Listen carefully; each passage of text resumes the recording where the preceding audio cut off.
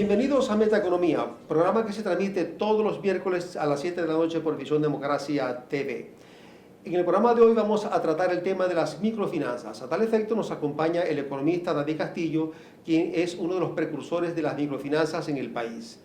David Castillo tiene un magíster en banca y finanzas y algunos 25 años de experiencia en este tema, y fuiste, David, formado por Muhammad Yunus, que es el gurú de las microfinanzas en el mundo. Bienvenido, David, a este tu programa Metaeconomía. Muchas gracias, Alberto. De verdad que para mí es un honor estar en tu programa y para el talento que conforma la Visión Democracia TV.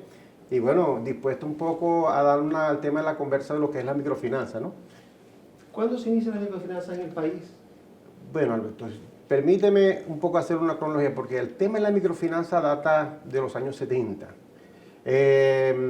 Por allá por Bangladesh hay un economista llamado Muhammad Yunus que inicia un experimento con dinero de su propio bolsillo, donde con $27 dio crédito a 42 mujeres de la provincia de Habra.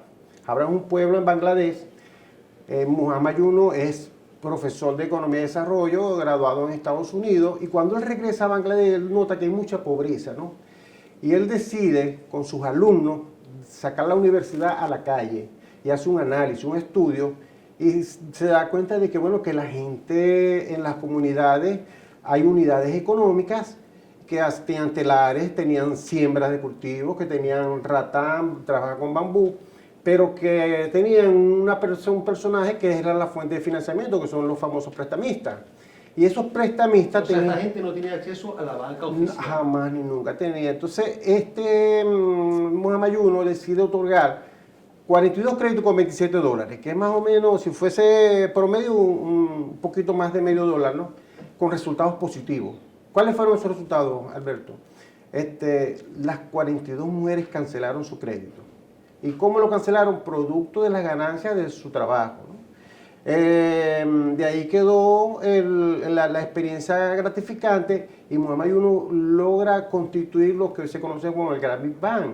Y se conoce en el mundo como el banco de los pies descalzos, el banco de los pobres, o el banco de las aldeas. Eso ha sido una experiencia que se ha replicado en todo el mundo. Y bueno, hay un banco, no solamente Muhammad Yunus, que por cierto recibe el Premio Nobel de la Paz, que se debió recibir el Premio Nobel de Economía. Sí, claro, pero él recibe el Premio Nobel de la Paz, Alberto, porque él logró democratizar el crédito en las mujeres, la inclusión de las mujeres en el proceso productivo. Entonces, es eso. Fíjate que, por ejemplo, la cultura de Bangladesh no permite que una mujer del pueblo converse con un técnico de frente. O sea, tiene que conversar con una pared por el medio. Y él logró, primero, que las mujeres aceptaran el préstamo, porque eso era un pecado. Y segundo, dignificarla como lo que son mujeres jefes de hogar, productivas y con un potencial. Esa es la gran experiencia de Muhammad Yunus, donde se ha replicado, por ejemplo, en Colombia, en toda Latinoamérica, en todo el mundo. Pero te voy a contar una experiencia de Latinoamérica que es el inicio también, ¿no? Para finales de los 80 y 90, en Bolivia, que es conocida como la cuna de las microfinanzas, había una ONG, porque las ONG fueron las que constituyeron este movimiento de otorgar, de atender el sector de la microfinanza. Microfinanza viene ligado al concepto de pobreza, malmente. Pero microfinanza tiene que ver con el sector de la economía informal. No todo el sector de economía informal es microfinanza, pero dentro del sector informal hay un sector que lo denominamos economía popular, donde en muchas comunidades existen unidades económicas. ¿Qué tiene que ver las microfinanzas con el emprendimiento? Bueno, fíjate que el emprendimiento, te comento, ¿cuál ha sido nuestra experiencia? Estas 42 mujeres, clientes de Muhammad Yunus, fueron emprendedoras. Claro, pero es que porque, por ejemplo, hay una cultura, o sea, el ser humano consigue un empleo, desarrolla unas habilidades, desarrolla una destreza, pero siempre hay un nivel de superación. A veces quedan desempleados en alguna empresa textil y en su hogar, y por eso de ahí surge el concepto de hogar-empresa, constituyen un taller con una máquina y después con 2 máquinas, con 3 máquinas. Y es tan importante el sector de las microfinanzas porque este es el sector que llega a surtir al sector formal. Por ejemplo, un tema que ya está ligado es las maquilas. Las maquilas son gente del sector de la economía formal que produce para los mercados formales. ¿Me entiendes? En México, la gente de los Estados Unidos, los mercados formales, contratan por el bajo costo de la mano de obra, el producto de alta calidad. Y te cuento una experiencia aquí mismo en Maracaibo. Por ejemplo, en la Venezuela de la Cuarta República existía una metalúrgica que era Menaca, que producía unas lavadoras que eran chacachaca, que en algún momento esas lavadoras eran el resuelve de lavarnos la ropa, pues antes de que se vean todas estas lavadoras automáticas.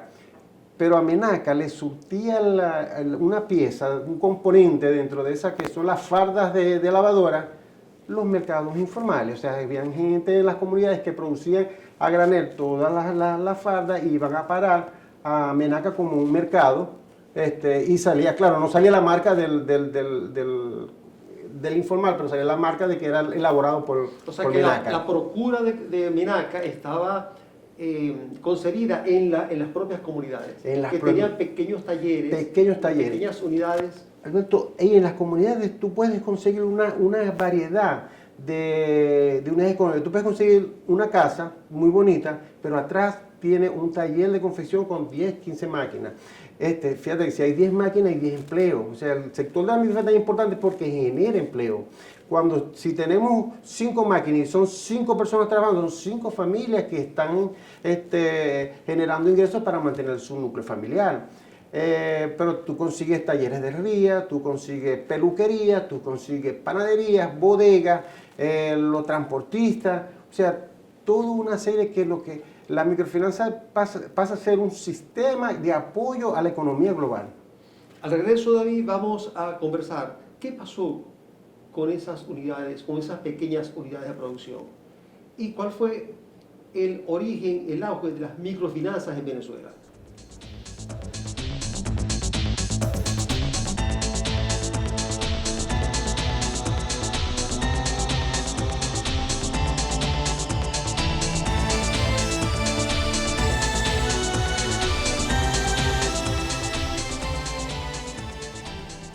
David, cuéntanos qué pasó con esas pequeñas unidades de producción que las formaban las comunidades como proveedoras de esta empresa Menaca, bien conocida, por cierto. Sí. Fíjate que pues, las pequeñas unidades siguen funcionando, ¿no? Pero el sector que la apoya hoy en día está en franco deterioro, ¿no? Pero permíteme un poco hacerte una introducción de cómo llega el tema de microfinanza en Venezuela. Por allá para finales de los años 80, en los Magallanes de Cate, allá en Petare, surge una ONG, el Centro al Servicio de la Acción Popular, CESA, y se otorgan los primeros créditos. Ellos son los pioneros del microcrédito en Venezuela, ¿no? Microfinanza no es igual que microcrédito lo contiene microfinanza porque es una gama de servicios. También, Alberto, surge una fundación, la Fundación Mendoza, que copia un modelo de Colombia, porque ya, por ejemplo, en Latinoamérica el microcrédito se riega como pólvora, ¿no? Y comienzan muchas ONG a otorgar el trabajo en las comunidades. La Fundación Mendoza copia el modelo Carvajal y se instaura también el microcrédito aquí. Fíjate, ya hay dos organizaciones, ONG privadas, haciendo el trabajo. Pero en ese momento, ¿no? Me vas a permitir el término, las microfinanzas eran como clandestinas. O sea, no había ningún institución, no tenía ningún amparo jurídico, legal, no había ningún nivel Entonces, fíjate, ahí comienza todo este proceso y en el primer gobierno de Carlos Andrés Pérez, Miguel Rodríguez, en el segundo gobierno de Carlos Andrés Pérez, perdón, Miguel Rodríguez introduce el primer concepto de institucionalizar las microfinanzas, ¿no? Se crea FONCOFIN, el Fondo de Cooperación Financiera, pero adscrito al Ministerio de la Familia. O sea, era como no tenía una importancia tal desde el punto de vista del tema económico. Y fíjate que se crea y estaba adscrito era al Ministerio de la Familia, pero con un programa centralizado para dar crédito, que no es el sentido de las microfinanzas, porque las microfinanzas tienen que ver con el sentido de que la gente es responsable, cancela su servicio y puede desarrollar su nivel de negocio. Hay algunos bancos microfinancieros en el país que ya no existen. Ya vamos para allá, En los años 90, ¿no? La experiencia fue muy bonita y te voy a hablar de la experiencia de Maracaibo, porque se llegó a constituir inclusive lo que se denominó Consejo Consultivo de Economía Popular. ¿Qué era el Consejo de Consultivo de Economía Popular? El conjunto de varias instituciones, entes municipales, entes gubernamentales, regionales y las famosas ONG. Por ejemplo, te comento, en el gobierno del doctor Osvaldo Álvarez Paz se fundó FUNSUCRESPO, la Fundación Zuliana de Crédito Popular, para otorgar crédito en todo el estado Zulia a esas unidades económicas que están insertas en las comunidades. En las municipales nacieron los FUNDEPO, que fueron Fundación de Desarrollo Popular. Estaba FUNDEPO Maracaibo, estaba FUNDEPO Lagunilla, FUNDEPO Baral, FAECA Vima, Fondo de Apoyo a la Gestión Económica, y existían las ONG, pero estaba CESAP, estaba la Fundación Mendoza, estaba la iglesia, que era la pastoral social metida en el tema de los créditos, ¿no? Y junto al Ministerio de la Familia, Corpo Zulia, todo ese conjunto lo vamos a constituir una experiencia de hacernos más fuertes, pues hacernos más fuertes en el sentido de buscar recursos, de compartir mercado, quizá en aquel tiempo de cómo registrar, legalizar el tema a nivel de lo económico como importante. Sí, ese fue el tema en los 90. Después, en la década de los 2000,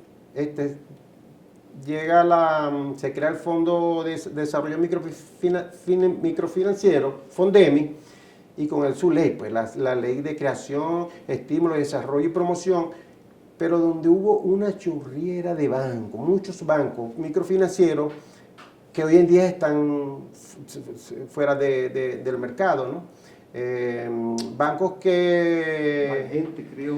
Banjente se creó antes. Banjente fue la unión de... Banjente significa Banco de la Gente Emprendedora y surge porque el CESAP, hoy Grupo Social CESAP, la Fundación Mendoza, el Fondo de la Vivienda Popular, un banco privado, Banco Caribe, un organismo multilateral como Fundación Internacional y el FOMIN, participación del BI, crean Banjente, un banco genuino, un banco que nace antes de la creación de FONDEMI, y con todas las perspectivas y crecimiento, porque fue un banco proyectado, ¿no?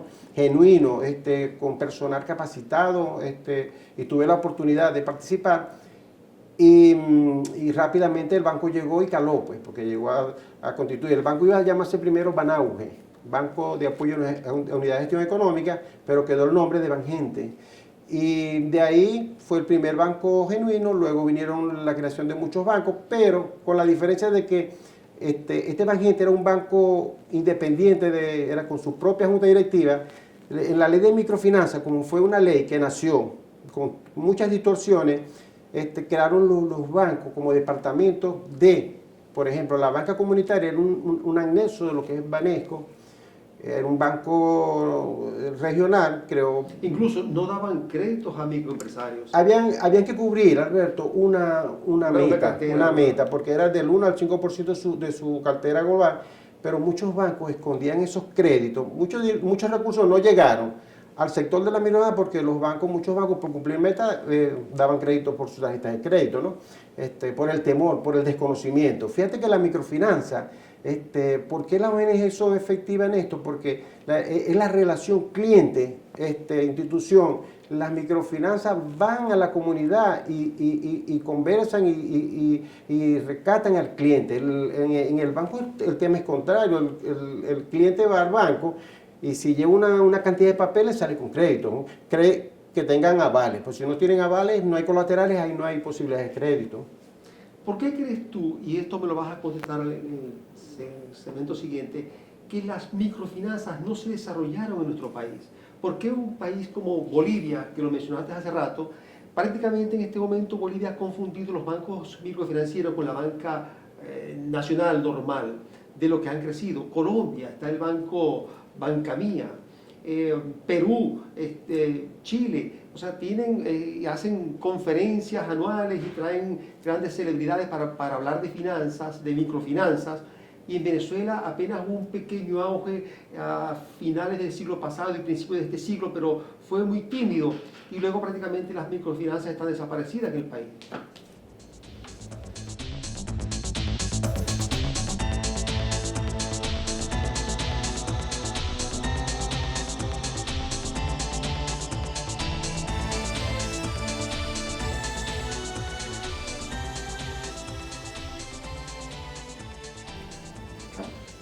David, ¿cuál ha sido el auge de las microfinanzas? ¿Por qué ese auge fue tan irrisorio? ¿Qué pasó con ello? Y otra pregunta que quiero también formularte es sobre la perspectiva de las microfinanzas en la Venezuela que estamos construyendo de cara al futuro. Sí, fíjate que el tema de la microfinanza, Alberto, no tiene que ver con... Es un pecado hablar de donaciones. O sea, todo un movimiento. En el mundo las microfinanzas son industrias. Porque las microfinanzas estatales, los microcréditos que dan es para comprarse celulares, sí, para una deuda política, claro, claro, pero no para invertir en un negocio que pueda hacer prosperar permanentemente a ese microempresario. Sí, sí. Esa es la gran diferencia entre tu experiencia en las microfinanzas, en el sector privado o semiprivado, con la forma como el Estado ha concebido el tema microfinanciero. Claro, hay un elemento que convierte perverso, ¿no? Que es la intervención del Estado en el tema de la microfinanza. El Estado tiene que existir, pero para crear un marco de que vengan nuevas inversiones. Pero es el sector privado, a través de la ONG, que tiene la experiencia. Fíjate que en Latinoamérica las microfinanzas, como te digo, se han constituido en industria no porque otorgan créditos, sino porque hay todo un proceso de sistematización, hay investigación, hay productos, ¿no?, que determinan que ciertamente las microfinanzas sirven para aliviar el tema de la pobreza, porque no es dar un crédito y ya esa gente va a aliviar, sino acompañarlo en que desarrolle esa unidad económica y pase a otro nivel, un nivel de más de desarrollo. ¿Y por qué no? ¿Por qué no formalizarlo? Por ejemplo, desde nuestra experiencia hemos tenido gente que ha comenzado con un nivel muy pequeño de gestión y se ha constituido en empresas formales. Entonces, aquí en Venezuela está el proceso de que la gran mayoría de los organismos paramunicipales, los mismos bancos públicos, el crédito está mal dirigido, porque no pasan por un proceso de lo que hizo Mamayuno. Mamayuno fue con sus estudiantes a evaluar. Entonces, la técnica del microcrédito, que es una metodología para eso, es asistir, hacer un análisis presencial de que existe el negocio. En las unidades económicas familiares. Eso es una visita que es estratégica, no es una visita desde la oficina, no. Es que uno observa que hay máquinas y es un acompañamiento, porque también tú, por ejemplo, te conviertes en un consultor para ese negocio. Tienes que formarlo. Mira, vamos a hacer un taller en cuanto a lo que es la organización. Tú agarras, Alberto, una bodega allá en México y te vas para Chile y consigues la misma bodega con los mismos productos, diferentes marcas, pero las mismas características. No hay información, no llevan registro, pero la gente tiene un nivel de vida que va acorde con ellos, los hijos estudian porque lo financian, los hijos asisten, tienen productos para el sector, porque hay hoy en día microseguros. La experiencia en Centroamérica, la gente se financia con los recursos mismos de los ahorros de las unidades económicas. Entonces, fíjate tú lo importante que es el sector, si nosotros llegamos a desarrollar, y qué importante para la nueva Venezuela. O sea, atender este sector que hemos tenido. Ha crecido así, con picos y con bajos, pero tuvimos un pico en el 90, se vino abajo, vino la ley del FONDEMI, del Fondo de Desarrollo Microfinanciero, pero fue crear bancos para cumplir una meta. O sea, lo estamos haciendo. Mamayuno fue invitado a Venezuela.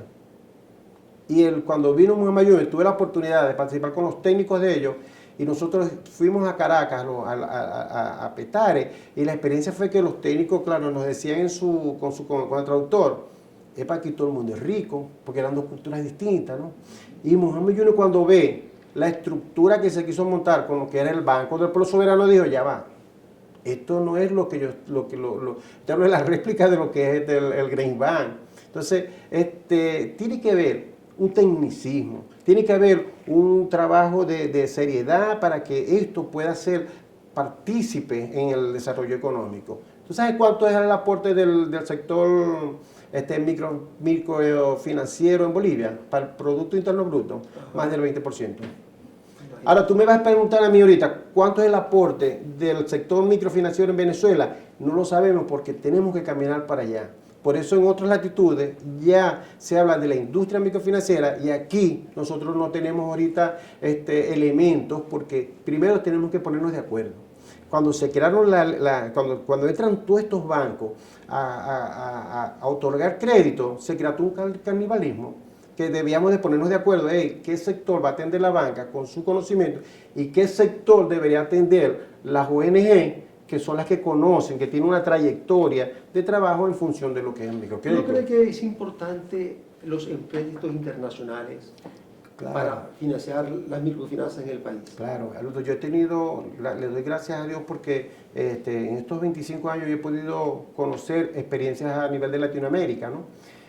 Y he tenido la posibilidad de conocer un gurú de Costa Rica, el profesor Claudio González Vega.